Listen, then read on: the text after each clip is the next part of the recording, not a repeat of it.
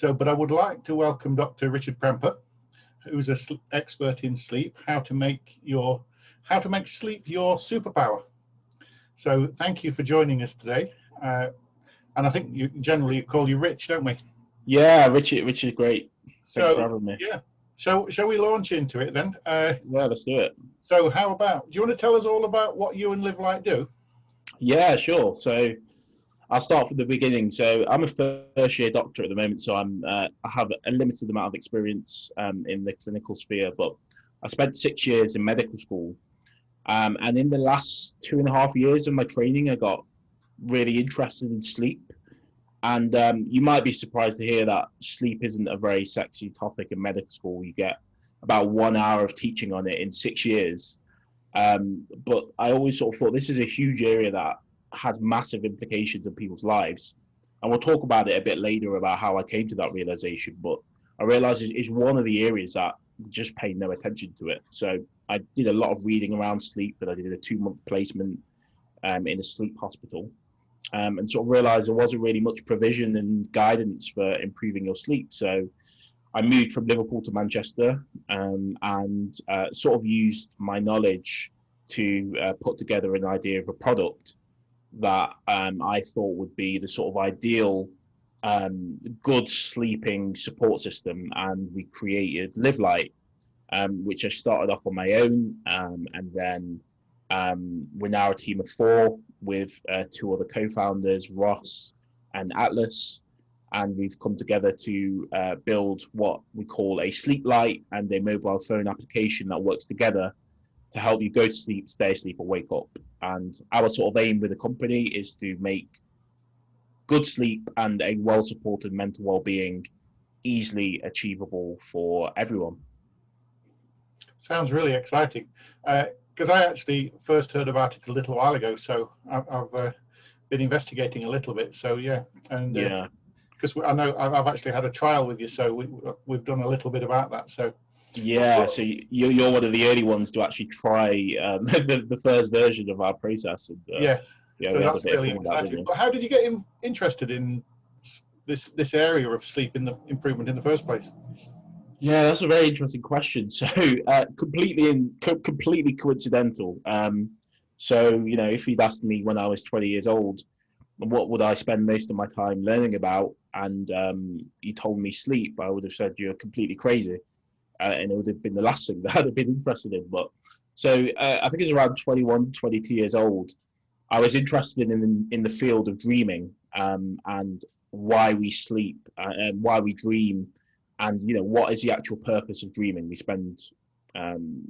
sleep for a third of our lives, and a lot of the sleep we dream.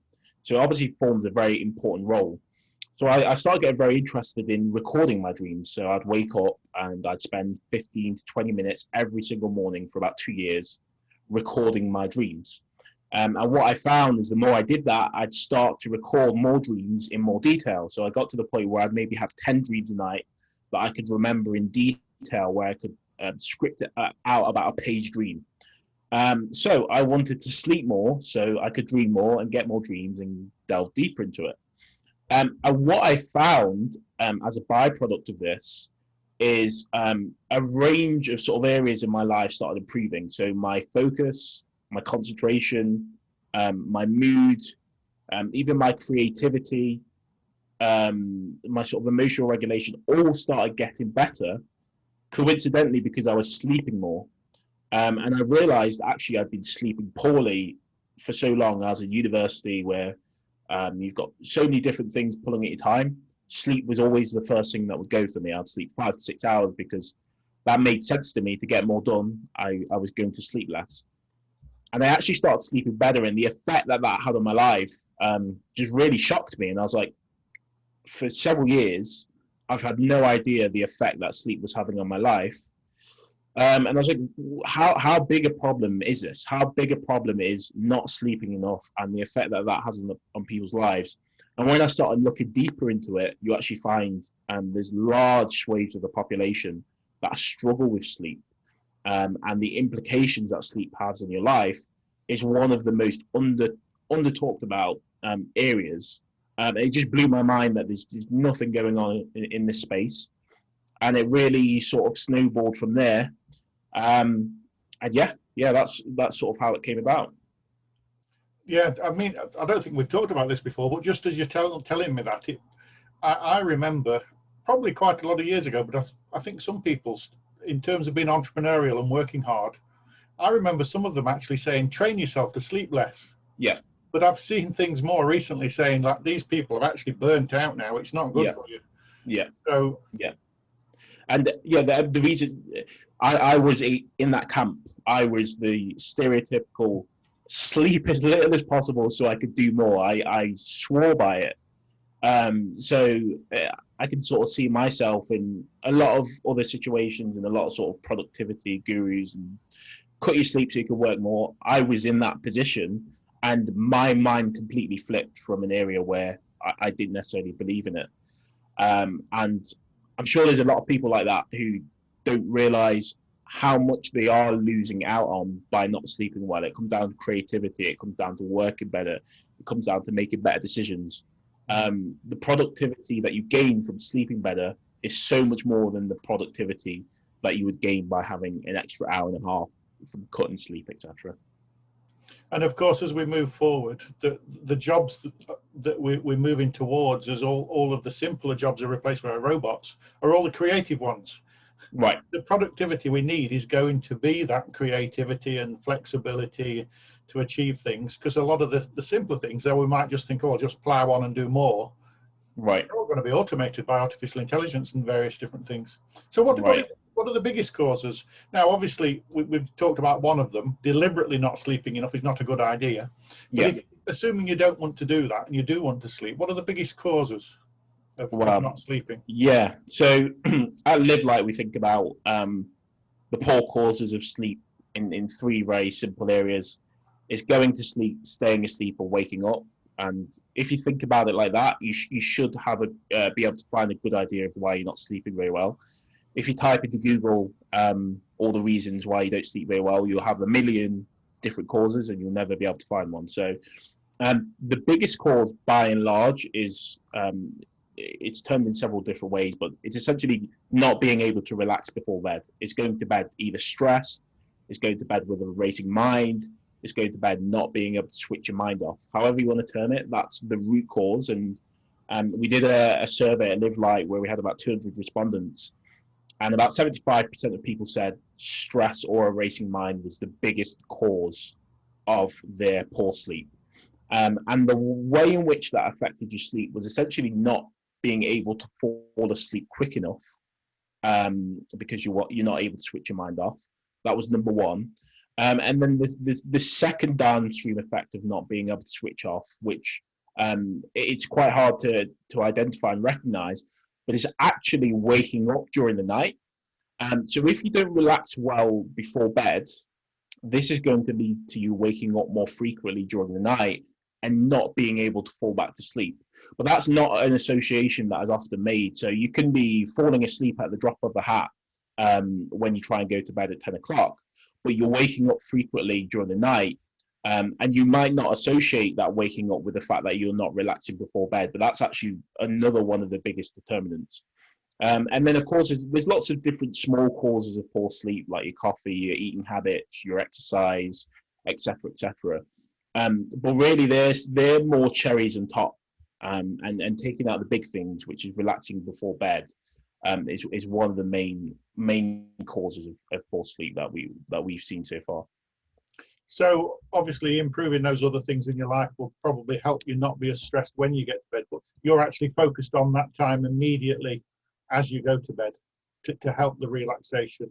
Yeah, yeah. Because if you think about it, this helped me think about it. So again, I was one of those people.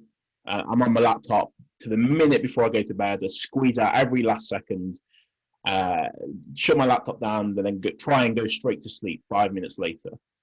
And what I actually found is when you go to gym, you're lifting heavy weights. You don't go straight for the 100 kg squat. You warm up, you get your muscles into it, you wind up to the big lift. And sleeping is quite similar. You're going from a state where you're going at 100 miles an hour during the day to complete a sort of low level activity where your body completely shuts down. And it's natural to give yourself that sort of wind down phase. But in the modern day, we've sort of lost that natural wind down phase that we used to have before we'd go to bed. And what that natural wind down phase used to look like was sunset happened, the temperature dropped, and you'd slowly wind down to the point where you went to bed. We had a natural cue. In the modern day, we've lost that natural cue.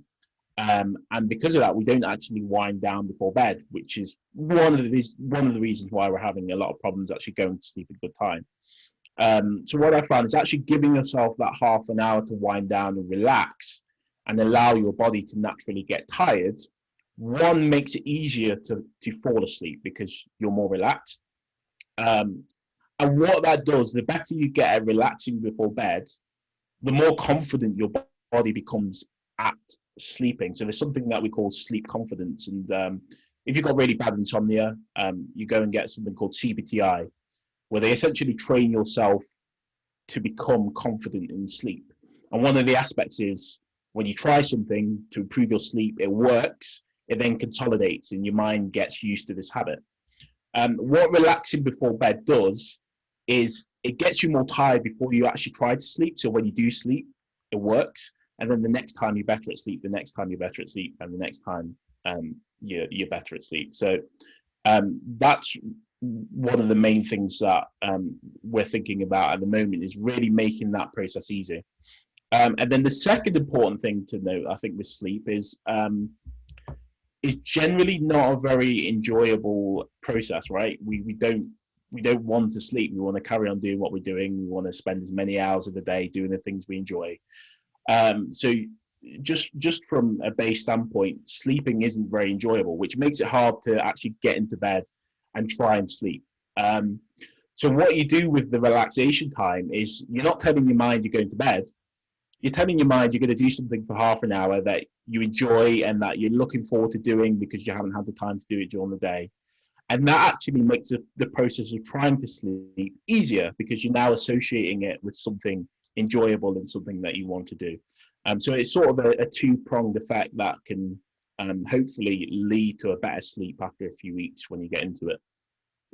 So if somebody came now to ask you immediately, they're struggling to sleep, what's the very first thing they should do, if literally in the next few weeks? Because your device is not out properly yet, so they can't go and buy that off you just yet. Hopefully fairly soon.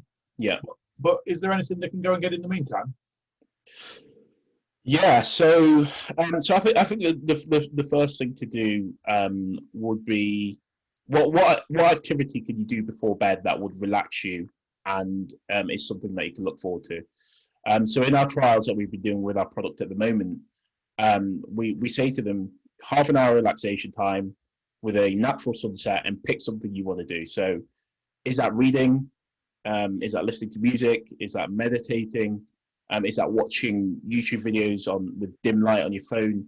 What is it that you like doing before bed that is going to relax you? And this might be sleep apps where they have sleep stories and sleep sounds. Pick something that you think might work for you, and start giving it a try and see how that helps you relax before bed. Obviously, that takes a little bit of commitment and trial and error. If you want something that is really going to be a sort of potentially a one-day change, it works for some people, it doesn't work for other people. It's something called a wake-up light. And sort of going back to what I was saying earlier about the natural sunset to help you fall asleep. On the other side of it, before artificial light 200 years ago, we would wake up naturally with the sunrise. And the science behind that is essentially sun enters your eyes even when your eyes are closed. This suppresses cortisol, which is sort of like, this increases cortisol, which is like your sort of alertness, get your body ready hormone, and suppresses melatonin, which is the sleep hormone. So it acts as a natural stimulator to come out of sleep in a natural and refreshing way. How we wake up now is we have an alarm that creates a crude sound, which essentially knocks you out of sleep.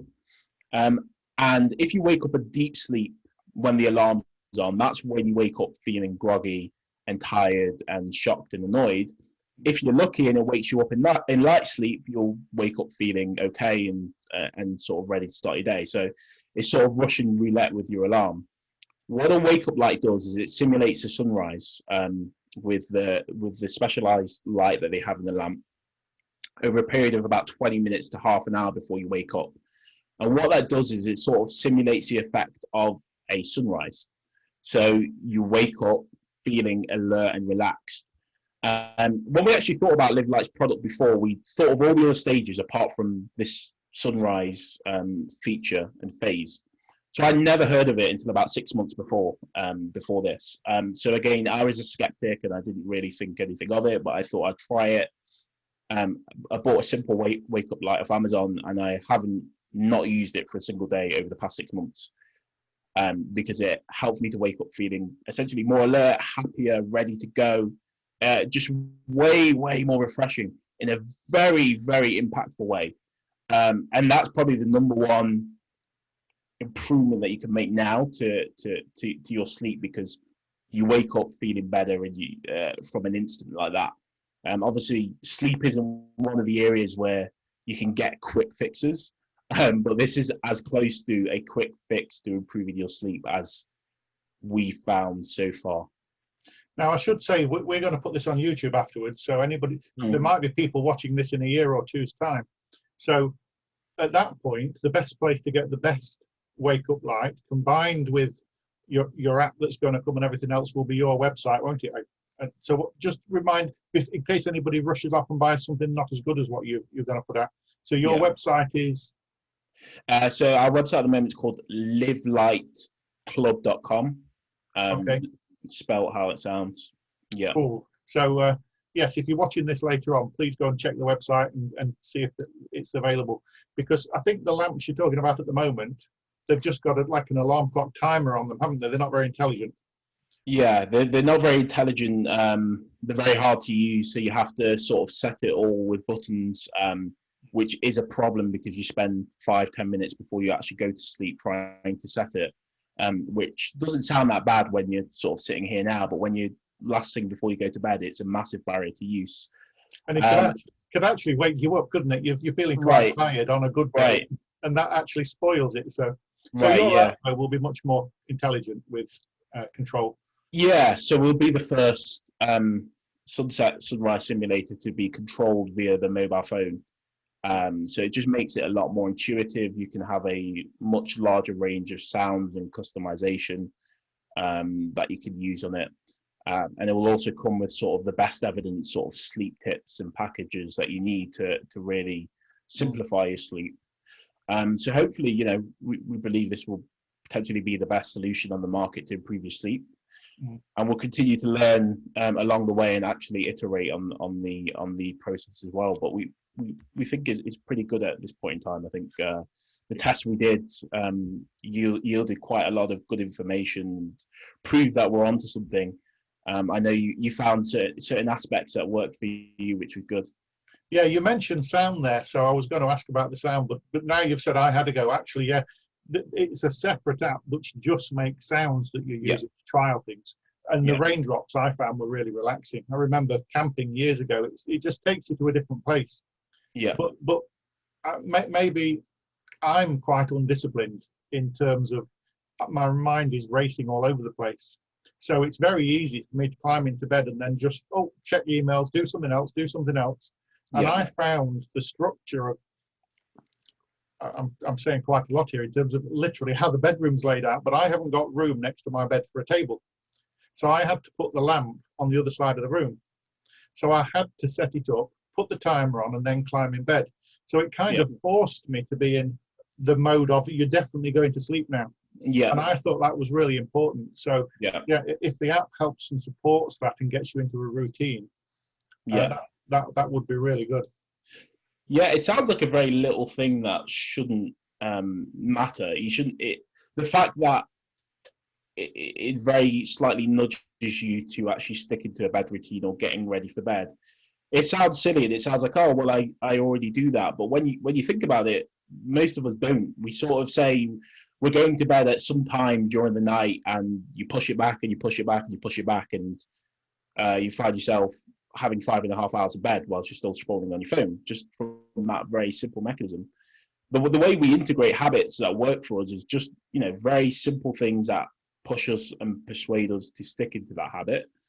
And with sleep, we don't really have a system for that, because before we never needed it, because we would sleep with the sunset and the sunrise.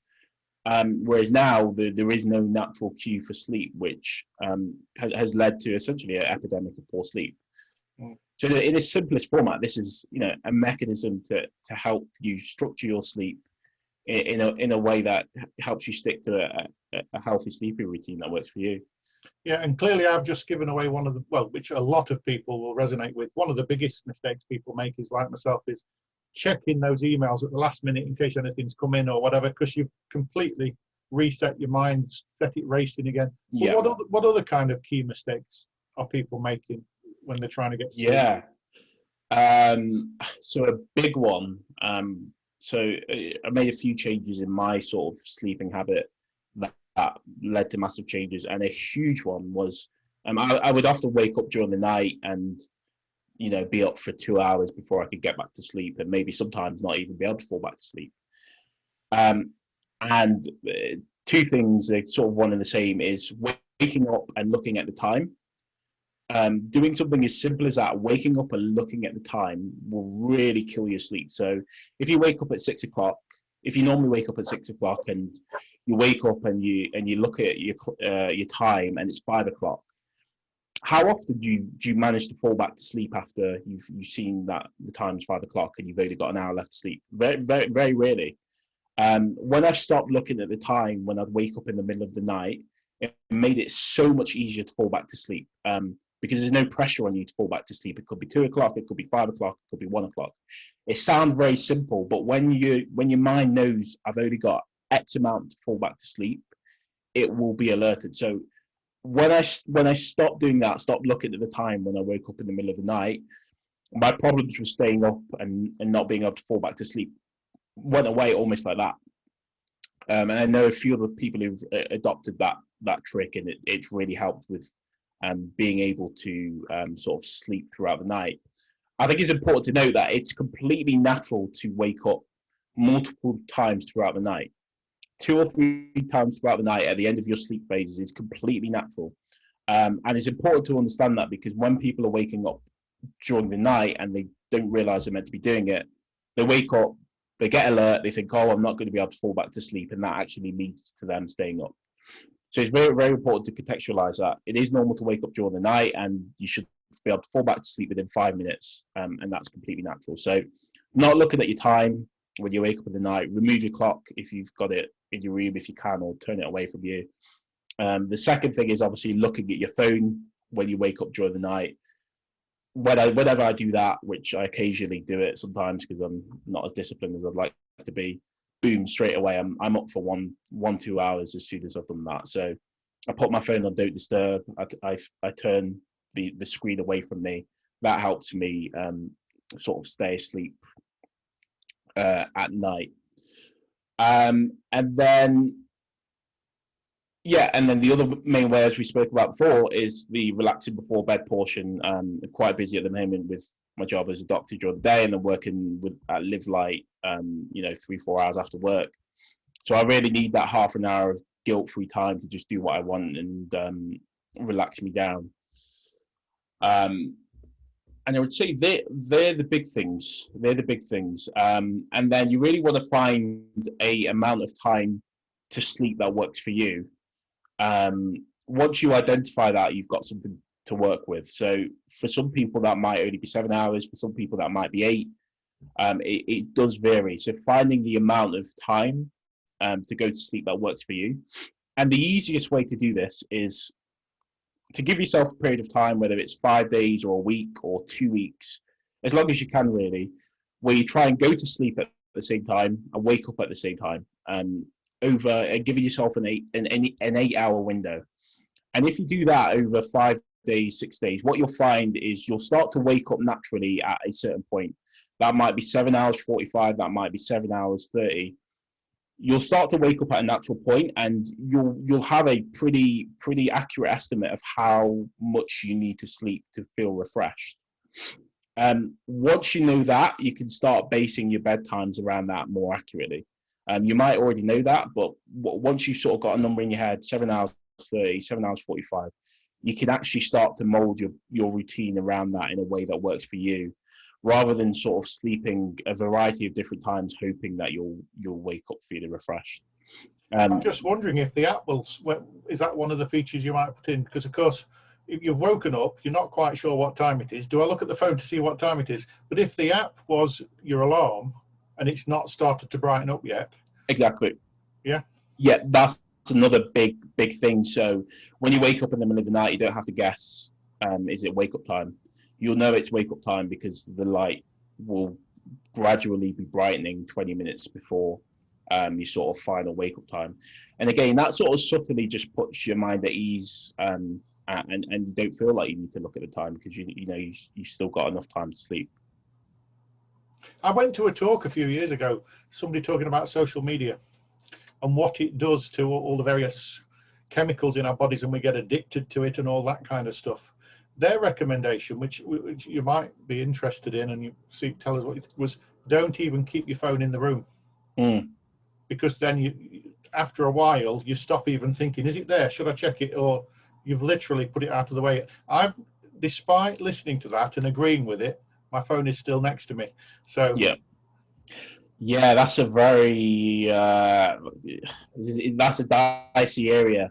So I kind of go against the sort of general consensus there in terms of staying away from your phone. And there's a few reasons for that. Most of us use our phone to some degree to relax. Again, I emphasize here, the most important thing is being able to relax before bed. For a lot of us, our phone is our relaxation mechanism. So taking that away from you when you're trying to improve your sleep is going to be very difficult because the way you relax is being taken away. So essentially, if you use your phone to relax and that's taken away, it's going to make it so much harder to build that routine of good sleep into your life. I think again, the phone is a tool, and the way you use it is gonna influence the effects that you get. The problem with the phone is that you might go on it and check your emails, you might go on it and scroll through your news feed, and you might do this, you might do that. That's what leads to you getting stressed out, and that isn't useful. If you could be disciplined enough with your phone to only use it for the things that are going to relax you before bed, it's actually something that can benefit you. The other argument behind not using your phone is the fact that it creates blue light that enters your eyes and makes you alert. So the studies behind this actually show that the amount of blue light that will be coming from your mobile phone for a short period of time before bed has a negligible effect on your sleep. Okay, so it's been a bit overstated about the effect of light and the phone with regards to sleep. It doesn't actually have that much of an effect. And if it's something that you're worried about, you can just put a blue light filter over your phone or dim the brightness down. If you know your phone is something that really distracts you and you've got an alternative way of relaxing, absolutely go for it. Put your phone outside your room. If you try to break the habit, that may be useful for you. But I think it's completely individual. And for a lot of people, if they can use their phone well, the phone will can actually help them. Yeah. And I have heard similar things as well. I mean, what one person was telling us about, something like Tetris is quite relaxing because it needs to be enough to engage your mind to stop thinking about all the stressful things in the background. So yes, if you can actually get into something like that, I understand, that makes sense. Just a quick question though, in terms of waking up in the night or how long you sleep. I've heard, but I've no idea whether I know enough to, if it's true or not, but as you get older, your sleep patterns will change. How would that work with the app? Or you might wake up a little bit more or not sleep so much. You might adjust it, I guess, over time. Yeah, that's a tricky one because so essentially what you're talking about is that as you get older, you get less deep sleep, and you sleep less, and that has various implications. So because you have less deep sleep, you have slightly more frequent sleep phases, so you wake up more frequently during the night. It doesn't happen in everyone, but that's the general trend.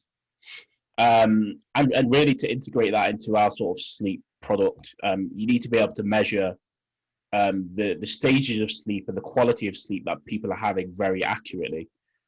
Technology at the moment, regardless of the Fitbit that you've got or the sleep cycle tracker that you've got, it does not measure your sleep very accurately at all at the moment. We're not at a stage where we can actually measure sleep stages very well. So the way our app would sort of help with that at some point would be the sort of audible sessions that we'll be having on sleep. So we're going to have 5 10-minute sessions on the key things that you need to know about sleep, sort of eliminating all the fluff and all the stuff that doesn't necessarily have any evidence behind it, just a very simple condensed down version. And it would integrate the sort of best knowledge around how to deal with that change in your sleep over time. Exactly how that looks, we're not sure yet, because it will involve speaking to a lot of. But the main point is the app is still going to be helpful wherever you are, whatever age you are. And I suppose as well, if you start establishing good sleep patterns when you're younger and carry it through, it's bound to help as you get older as well, I guess. Yeah, so there's actually been some recent studies about that, about university students who actually got into good sleeping habits, were good sleepers for the rest of their life, compared to those who didn't establish good sleeping habits prior to 25. I don't know the details of it, but it seems to be quite profound that if you can establish a good sleeping habit, that sustains for the rest of your life potentially. And that's something that I found with myself. I now sleep well. I find sleep very easy, and sleep serves a really important purpose for performing well in my life. And that all came from, maybe a stretch of 5-6 months of trial and error and building a routine that worked for me. And now I can sleep well for the rest of my life. Again, another one of the things behind Livelight is we don't want it to take 5 to 6 months to figure out how to sleep well, because you're probably going to give up before you get to that. Yeah, I don't know if you've looked at all then, but I mean, it's obviously too late for me because I'm a little bit over 25, shall we say, or maybe double. But I don't know if you've thought then, but this might be really good for parents with children, young teenagers, or obviously if you're getting older teenagers, you might think, well, my sleep's great, I don't struggle at all. Yeah. It might still be useful to start building up those habits.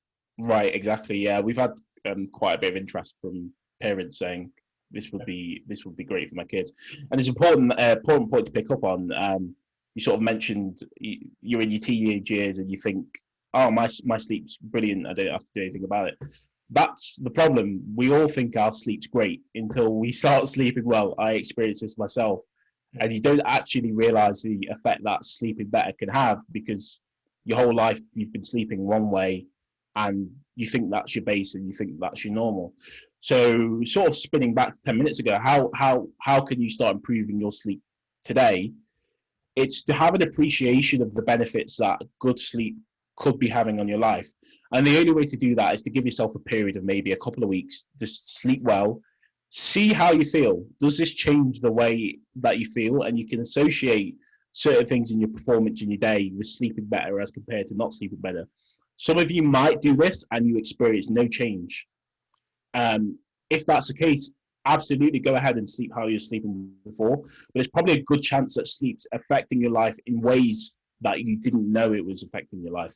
And once you know the actual benefits and how it affects your sort of life in the immediate instance, you'll be in a pretty good place to stick to a habit that you know is going to be one of the most beneficial things you could be doing day to day. So you'll be telling all those doctors that were teaching at the university that this is having a really profound effect. They'll start taking a bit more notice. It's really exciting that this can make such a big difference to our lives. So it's already looking really exciting, but what will it look like in 5 years' time for Livelight? Wow. So, yeah, I guess it's important to premise. So we're also going to be sort of a mental wellbeing guidance app as well. And our sort of overarching targets are by 2032 to have helped 100 million people to sleep better in the developed world.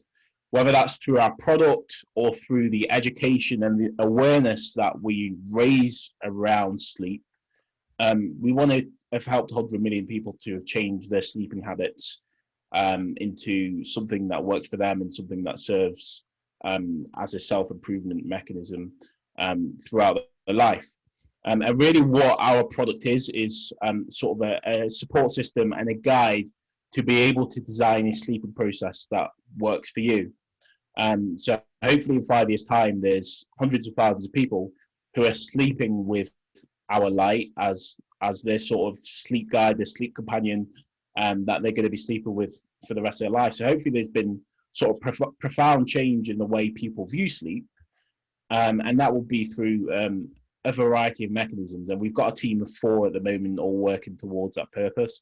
Hopefully in 5 years, we might have a team of, 50 plus, all doing different work in different areas of the country, and hopefully we'll have expanded to different areas of the world as well. But that's the plan: just get the world sleeping better, or at least get them sort of well informed about how they can sleep better. And the sky's the limit after that if we can do that. Yeah, it sounds really exciting. My mind just drifted for football because we're going to have to finish on time today, aren't we? Yeah. We've got to rush off to the football.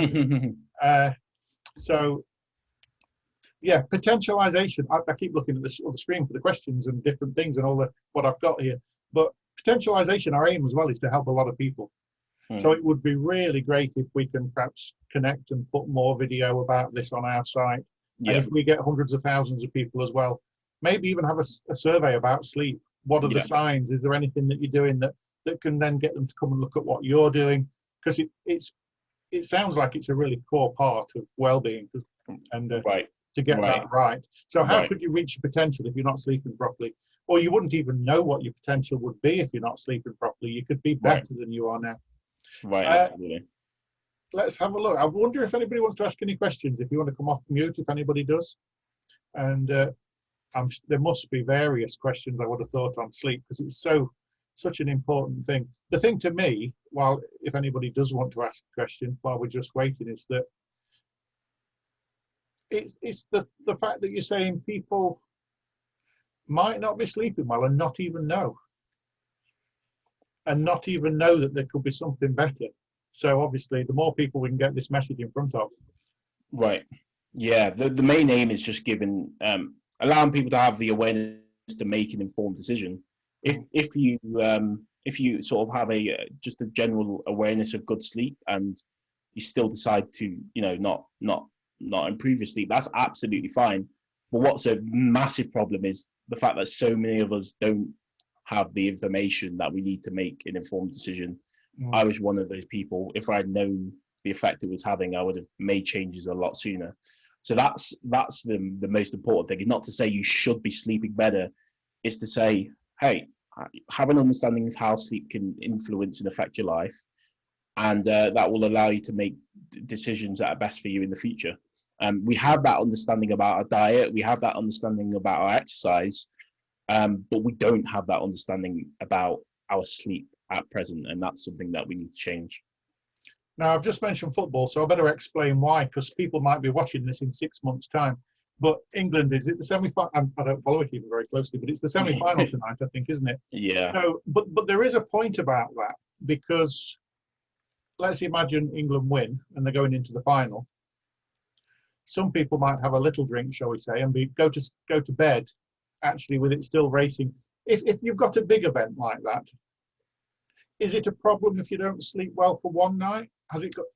No, absolutely not. So again, the sort of general sort of sentiment towards being a perfect sleeper is try and sleep the same time and wake up at the same time 7 days a week all the time and get 8 hours all the time.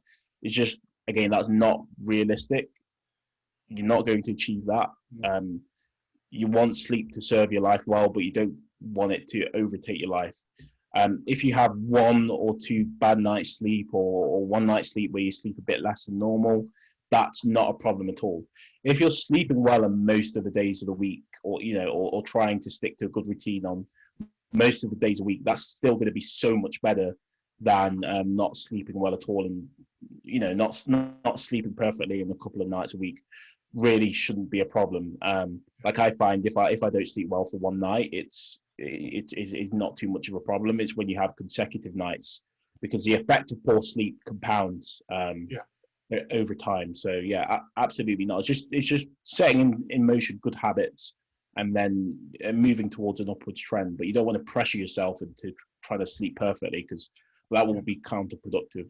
So the main message, if you've got a good routine, it's going well most of the time. If something is really exceptional circumstance, don't stress about it.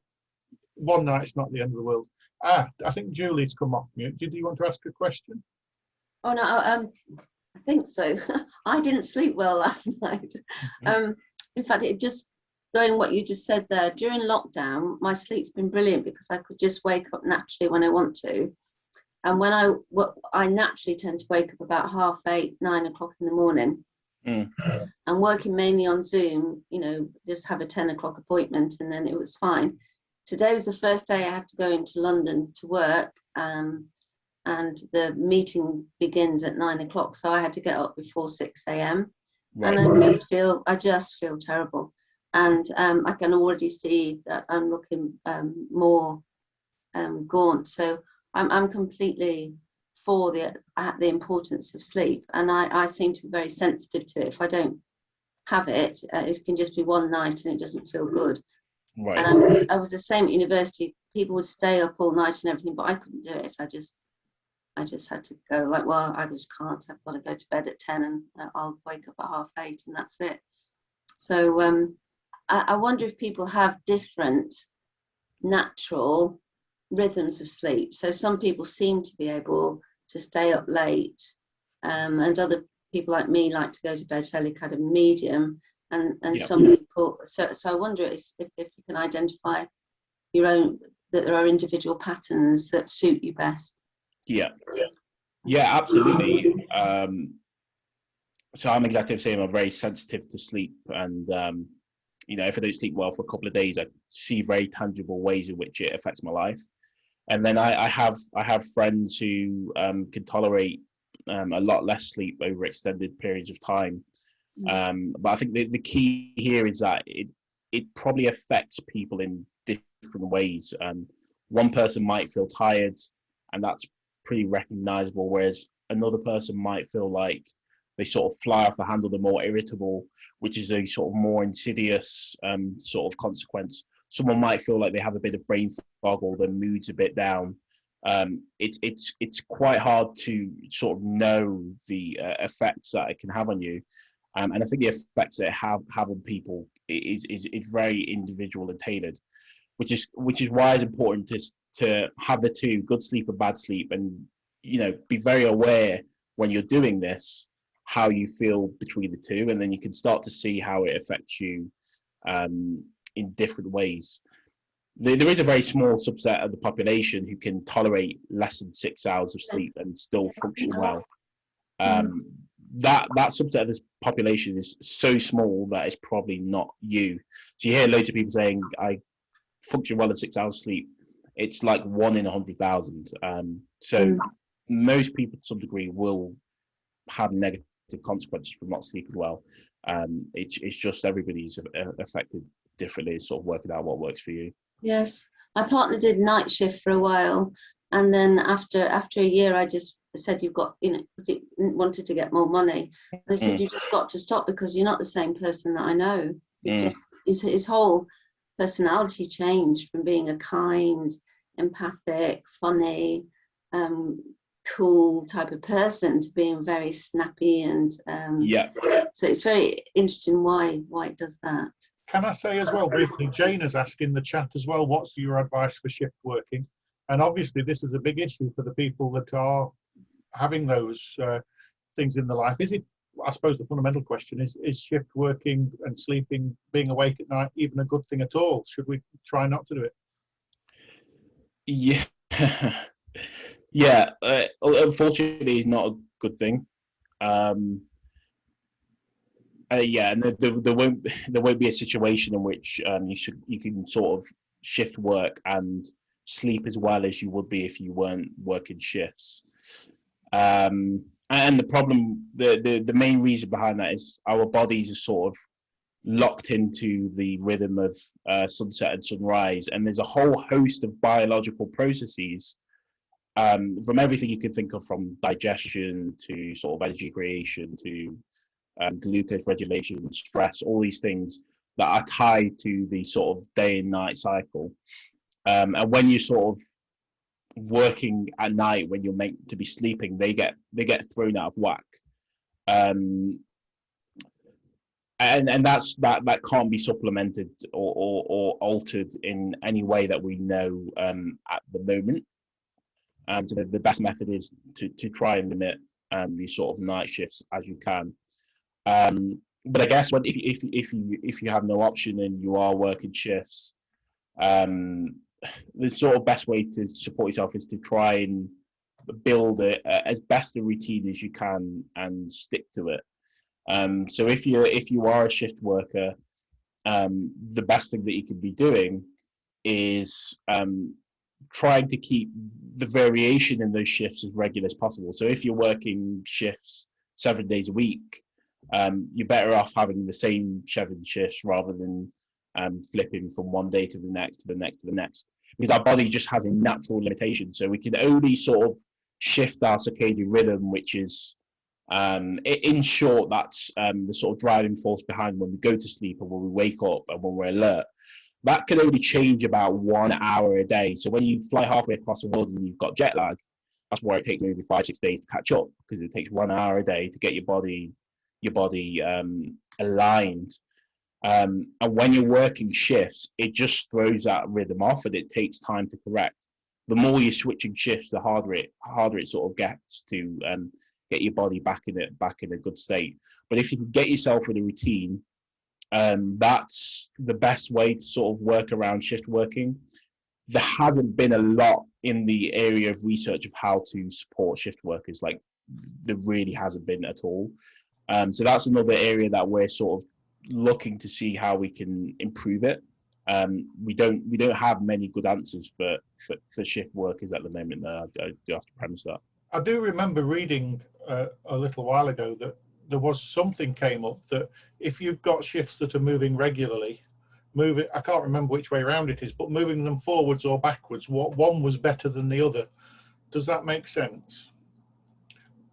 As opposed, like, you're doing 8 hours, you're working in the day, and the next time you're working in the evening, and the one after you're going in the night time, or going the other way around. So I suppose it's all the kind of research it would be great if some of the employers that actually do work and need shifts for various reasons would work with you. Yeah, What would work better? We've actually got there's a chap who's a night shift worker who's been trialing our product for our process for 2 weeks, and I'm actually going to be having a chat with him at the end of the week. He's the first shift worker who's actually tried it, so it's going to be interesting to see how he found it. Because as I said, the main thing with shift working is you don't have the external cues to go into sleep. So our sunset and our sunrise would act as a artificial cue to maybe tricking the mind thinking a bit more that it's actually nighttime. I do doubt if it will have much of an effect, but I'm going to speak to him and see if it has. If it has had an effect, that's an interesting potential revelation there. If you are having to sleep in the day, what about curtains? Should you be trying to black it out almost completely to make it more like night? Yeah, absolutely. Yeah, you want to be doing as many things as you can to sort of trick your mind and your body into thinking it's nighttime, and sun has a naturally alerting effect. So that's absolutely an avenue to go down. Sort of thinking back to it now, if you are a shift worker, there's a variety of ways that you can do it, but try to trick your body that it's nighttime in as many ways as you can may actually be a very powerful way to try and get into a good routine. So, your eating habits, your showering habits, that sort of stuff.